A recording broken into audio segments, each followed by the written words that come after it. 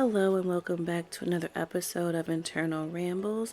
This is your girl Rochelle, and this is my first review / recap of season 15 of Married at First Sight. If you are new to the podcast, welcome, and if you are returning, thank you for tuning back in. If you have listened to any of my previous episodes, you will know that I have previously recapped several of the previous seasons of Married at First Sight, but I don't start recapping until the honeymoons because I feel like that's really when the show begins. So this episode of Internal Rambles, that is what I'm doing. And I know it's been on for a few weeks, but I don't get started till the honeymoon.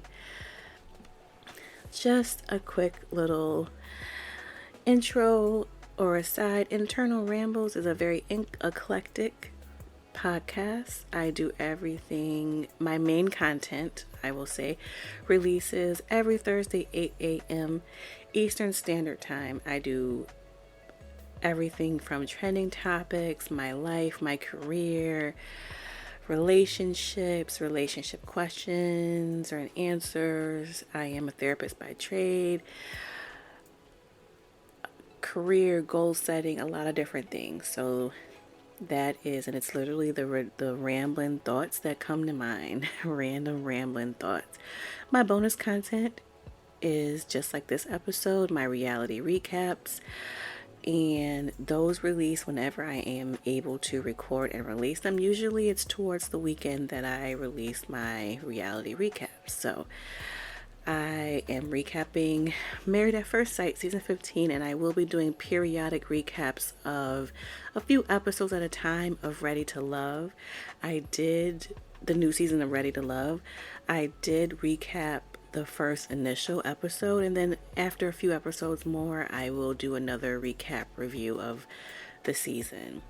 So for this episode, I will be going through, since it's been a few episodes in, I'm just going to go through couple to couple and kind of summarize where they are right now. They're still in, I think they're in Mexico. They're still on their honeymoons.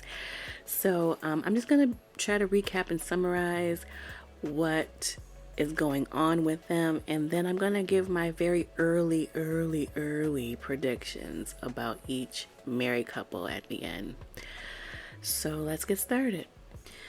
So the first couple I am going to discuss is Lindsey and Miguel. Lindsey is 29 and she is, I believe she's a nurse, and Miguel is 35. And it says he's an associate medical director. I think I must have missed that part. But, I think it's nice that they're in the same medical field so they can relate to each other. And so kind of where they are, one of the things in one of the episodes, so Lindsey shares that she has a pretty hefty amount of educational debt, so like student loans. And so Miguel is like, I am not nobody's sugar daddy. I am not trying to pay nobody's bills. And I was like, wow. And it makes sense because he probably, if he's an associate medical director, then he probably brings home a pretty penny. But I'm like, anybody knows, like, just because you have student loan debt doesn't mean that you're like really poor with your money. If you're managing it correctly and paying it off, like it doesn't weigh as like you could still have pretty good credit and have a decent amount of student loans. So I'm not sure if she said that she wasn't that great with money. I don't know, but she's young. I mean, she's not even 30 yet. Give the girl a break. And so one of the things I will say that I'm not concerned about, but I know that her family is definitely concerned about. She comes from a very religious family. I can't remember if she is is she like Seventh-day Adventist, or I'm not sure, but they're, she's Christian. And oh man, they at the wedding, the family was grilling Miguel, like, what are your religious views? We are a religious family. We grew up in the church. And Miguel's like, yeah, I'm not really into the religious thing. It's not really my thing. It's really not my focus. And so what I will say about that is to me, I feel like there's this thing called being evenly yoked, and I think people have different perspectives of what that means. But I do know that when you have someone and I don't know how, she hasn't really spoke to say as much how like her faith is in regard. Her family was definitely more adamant about it. She did say that she was initially waiting until marriage to engage in sexual relations, but she did not wait. She did, her first sexual partner was her fiance years ago, and that she had a lot of guilt about that. So I do think that she does have a faith, and so I'm not really sure where that will weigh. But when I say evenly yoked, is that when you have someone that's really, really religious, their faith is very important to them. It's their foundation. Sometimes when you have someone that's like, yeah, I don't really be doing that, it can cause a little dissension, a little bit of problems, especially if there's children and one person really wants to bring them up in the church and one doesn't. And even I think just when you have someone that's very faith-based and they are church-going, a lot of times they want their significant other and or spouse to attend church with them, even if it's not every week or, definitely a good amount of time. So I wonder how religion is going to play a factor, if at all, in their relationship. But initially, they seem to be relating pretty well. She seems smitten with him and happy with the match. So we will see where these two go. Oh boy, where do I want to go? Oh Lord, where do I want to go next? So Morgan and Ben, we are just now kind of seeing their marriage, etc. Because Ben, I believe it is. Yes, Ben had he contracted COVID, so they weren't able to get married at the scheduled time along with the other married couples. So they're finally married and they're on the honeymoon and they're just now meeting each other. So it's hard to really say kind of where they are. They both seem to really like each other. There doesn't seem to be trouble in paradise just yet, but next episode it seems like there may be some issues, so we will have to see. Like, we're literally just getting to see them together, so and then, oh man, where do I want to go? Oh boy, I'm sorry. So I'll go to Alexis and Justin. So it says that Alexis is a logistics specialist and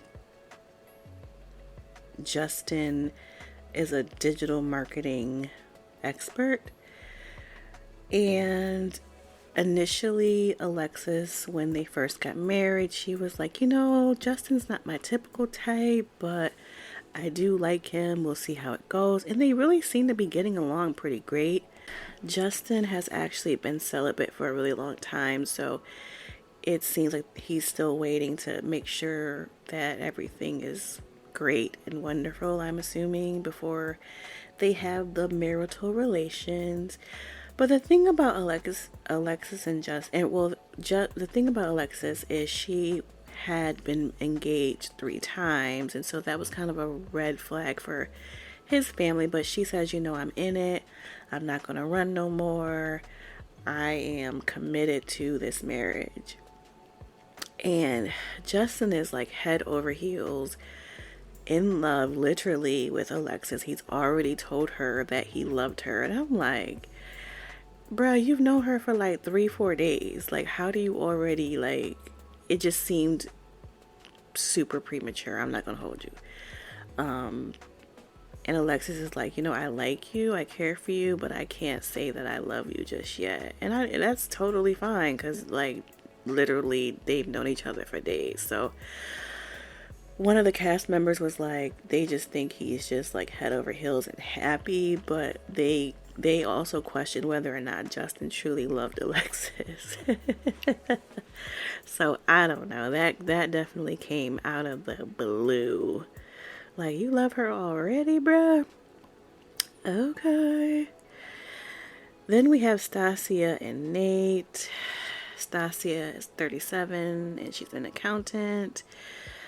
And Nate is a 34-year-old day trader. And honestly, when we first met Nate, he gave up pink flags because one of the things that Pastor Cal had asked him was, he's like, you're used to dating like really like pretty women, like almost perfect women. Like, are you willing to like truly be with someone because you care about them? Like, no matter what they may look like, does everything have to be perfect? Because there's no such thing as a perfect relationship. And Nate says that he is capable of doing that. So, but just some other like, concerns. I don't know what it is about him. And Stasia feels the same way. He shared at their wedding to her family, and then later Stasia questioned him about it, that he just recently had filed for bankruptcy due to some dealings with some other people. But he says, like, it's been 6 months, everything's fine, my credit's great. And I'm like, I don't know if that's how credit works, especially if you file bankruptcy. But so she's like, I'm pretty financially stable. I need someone that's financially stable. Like, and that's understandable. And he's like, no. And so she asked for a post-nup because she's like, I just need to protect my assets should anything happen. And he says he's on board with it. So we'll really have to see. But I don't think he liked that she asked for a post-nup. But I get it, girl. If you got money like that, get that post-nup. And so another thing that, excuse me, pops up is that, I don't know, he just seems, there's almost a very faint hint of immaturity with him, but I don't know what it is. I don't know if he's just like immaturity or superficialness. I don't know. So he just I just have, from day one, have had like pink flags about him. But when Stasia says, well, what about children? Do you want children? He's like, yeah, maybe 2, 3, 4 years down the line. And she's like, yeah, I'm thinking about a year. So, they got some very tough questions to deal with and really get on one accord if they can about. So we'll see. Last but not least, child, Kristen and Mitch. Boy, Kristen is a 32-year-old sales rep. I thought she was a teacher. I clearly missed that. And Mitch is a 41-year-old environmental policy advocate. And I don't know. The thing about Mitch is he's already told her, at least he's honest, that he is not physically attracted to her. And she's like, I don't understand because we get along. We have a great time together. Like, he kind of gives me cues that he's physically attracted to me, but he's saying that he's not.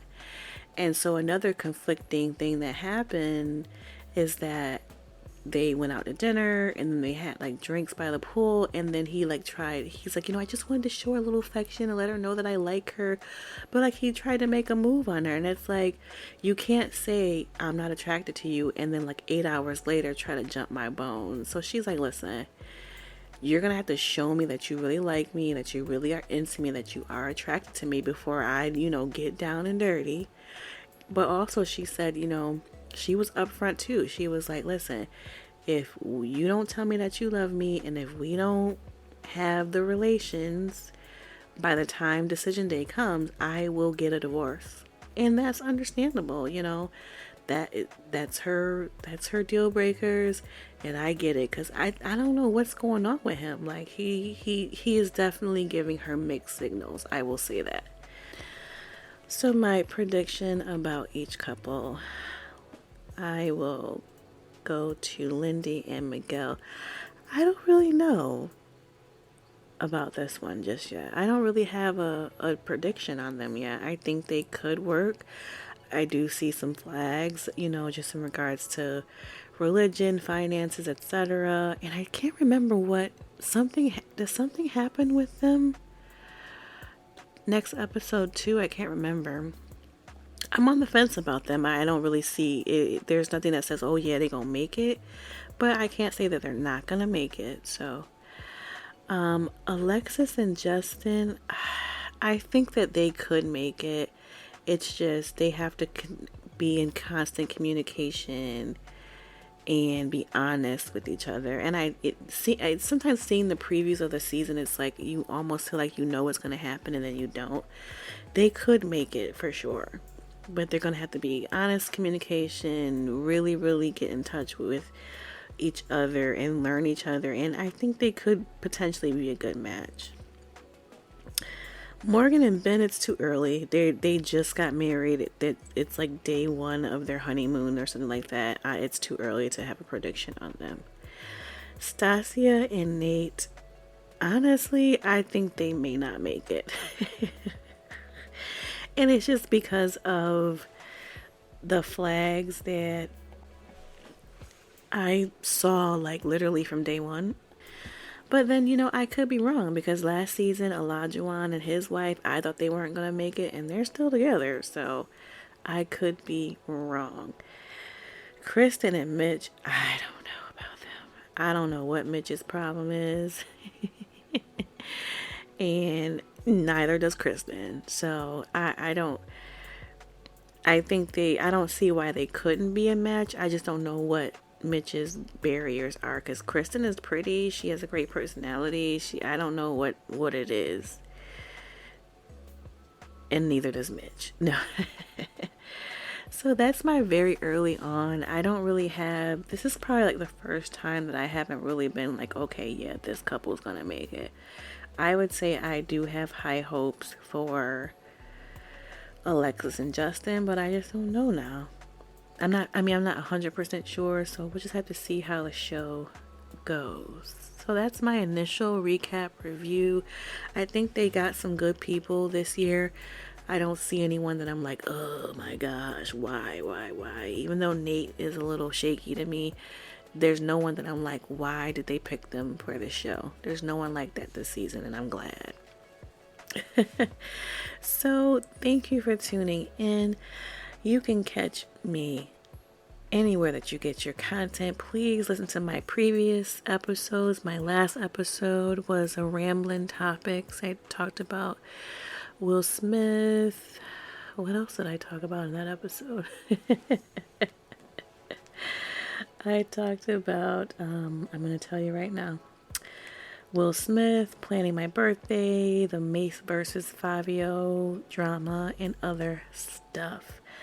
But also listen to my previous recaps and subscribe to me so that as soon as I post, you do get my content. You can get me anywhere, pretty much. Amazon, iHeartRadio, Spotify, Apple Podcasts, Castbox. I do also release on YouTube. Let me know. That's where you can actually interact with me. Let me know what you're thinking about this new season of Married at First Sight. And tell your friends, your family, your cousin, your auntie, your uncle, whoever about your girl, so that they can listen into the good stuff that I got going on over here too. And like I always say, thank you for tuning in again. This is your girl Rochelle. Take care of yourselves, and if you are able to, take care of each other. And until next episode, talk to you soon.